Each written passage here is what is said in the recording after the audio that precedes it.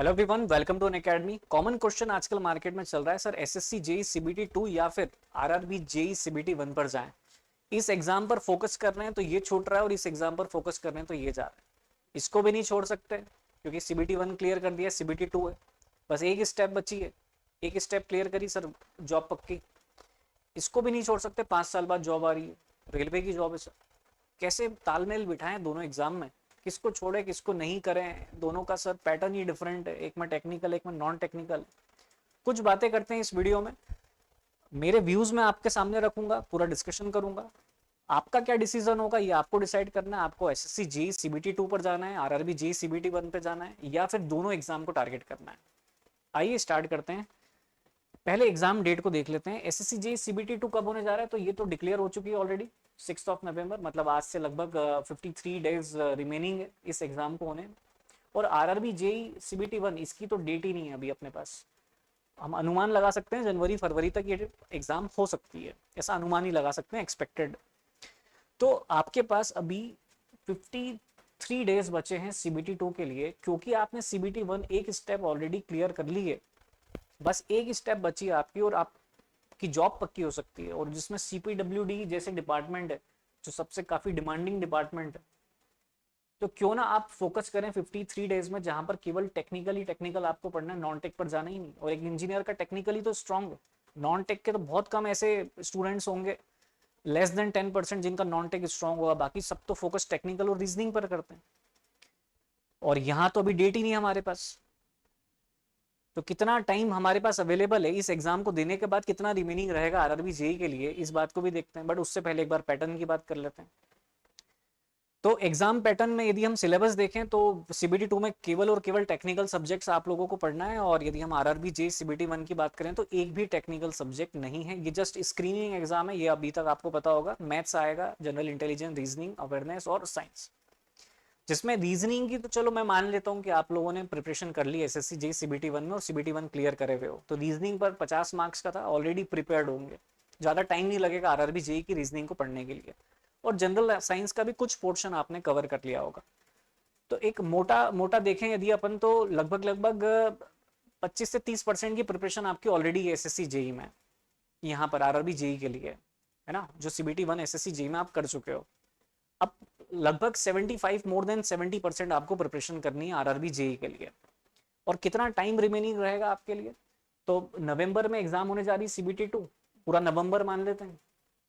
उसके बाद दिसंबर की बात होगी, तो और जनवरी फरवरी कब एग्जाम आएगी ये भी नहीं, चलो मान लेते हैं कि हमारे पास जनवरी भी अवेलेबल नहीं है, जनवरी के सेकेंड वीक में एग्जाम हो जाती है। तो नवंबर का पूरा महीना रहेगा, दिसंबर का पूरा महीना, 2 महीने रहेंगे। 60 डेज, क्या हम जी जान लगा करके 60 डेज में इस आरआरबी जे के नॉन टेक को प्रिपेयर कर सकते हैं क्या? ये अपने आप से एक क्वेश्चन पूछो। यदि हाँ निकलता है, हाँ सर कर लेंगे, तो भैया आप सीबीटी 2 पे ध्यान दो। 53 दिन बचे हैं, बहुत कम टाइम है, कंपटीशन तगड़ा है, अच्छी जॉब है, सीपीडब्ल्यूडी मिल जाएगा, लाइफ सेट हो जाएगी। तो क्यों इधर उधर भटक रहे हो, क्यों आरआरबी जेई की तरफ जा रहे हो? सीबीटी 1 जिन्होंने क्लियर किया, मैं उन स्टूडेंट्स की बात कर रहा हूँ। आरआरबी जेई पर बाद में टाइम मिल जाएगा आपको, वहां पर आप आराम से प्रैक्टिस करके, मतलब ये अपॉर्चुनिटी भी नहीं छूटेगी आपसे।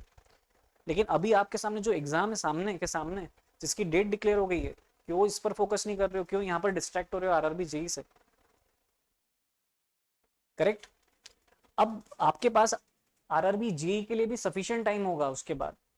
ये वीडियो कुछ ऐसे भी स्टूडेंट देख रहे होंगे जिन्होंने सीबीटी 1 को क्लियर नहीं किया होगा, और जो सीबीटी 1 और RRB JE CBT 1, SSC JE CBT 1 और आरआरबी जेई सीबीटी 1 दोनों को फोकस कर रहे होंगे, ऐसे स्टूडेंट भी होंगे। और कुछ ऐसे स्टूडेंट भी देख रहे होंगे यहाँ पर जो अभी जस्ट प्रिपरेशन स्टार्ट कर रहे हैं। दोनों के लिए बात करता हूं मैं। देखो भैया, यदि आप एसएससी और आरआरबी दोनों सीबीटी 1 के लिए टारगेट कर रहे हो, तो इसमें नॉन टेक है और वहां पर टेक्निकल भी आपको पैरेलली पढ़ना है। तो नॉन टेक का कुछ पोर्शन तो कवर हो ही रहा है, आपको प्रिपरेशन दोनों की पैरेलली चलानी पड़ेगी, नॉन टेक भी और टेक्निकल भी, दोनों को पैरेलल आपको चलाना पड़ेगा। क्योंकि यहाँ पर नॉन टेक बहुत ज़्यादा इंपॉर्टेंट है, स्क्रीनिंग जो होगी वो नॉन टेक से ही होगी आरआरबी जेई में। तो दोनों पैरेलली चलाने पड़ेंगे आपको। आरआरबी जेई की डेट जनवरी फरवरी तक आ सकती है, और एसएससी जेई सीबीटी 1 का अभी कोई नोटिफिकेशन नहीं है, तो आपके पास टाइम है अभी अवेलेबल। आप केवल आरआरबी जेई पर यदि फोकस करें उन स्टूडेंट्स की मैं बात कर रहा हूँ जो एसएससी जेई सीबीटी 1 लिखने जा रहे हैं नेक्स्ट ईयर का और आरआरबी जेई को अटेम्प्ट करने जा रहे हैं।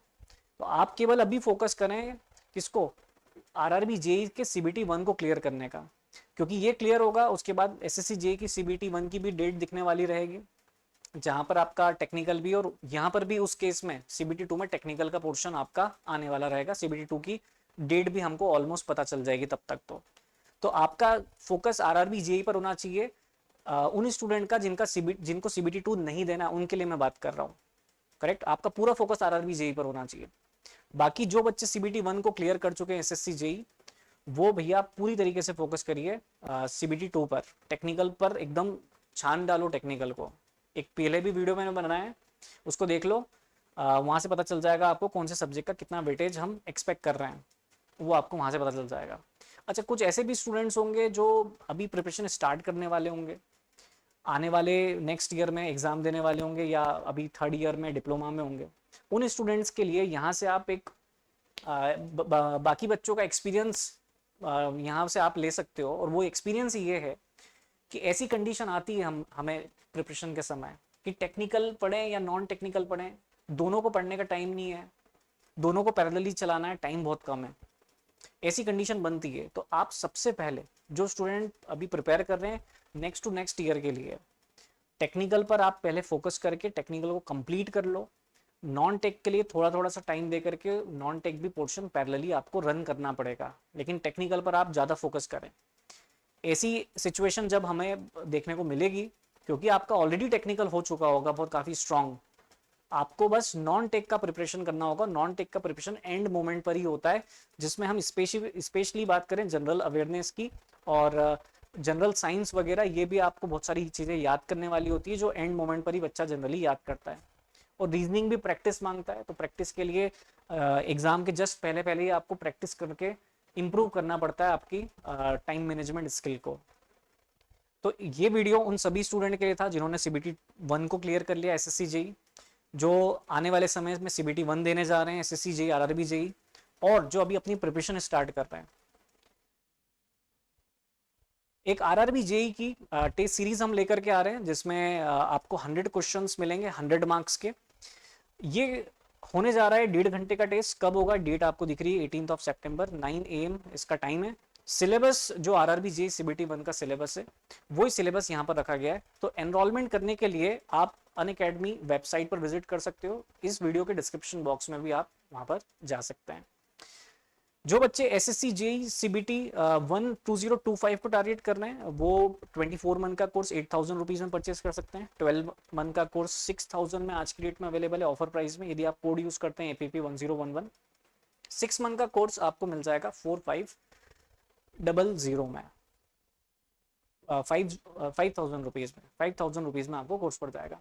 आरआरबी जेई के लिए यदि हम जाएं तो 12 मंथ का कोर्स आपको 4500 में यहाँ पर मिल जाएगा, यदि आप ये कोड यूज करते हैं APP 1011। साथ में हमारे पास 6 मंथ और 3 मंथ का कोर्स भी अवेलेबल है।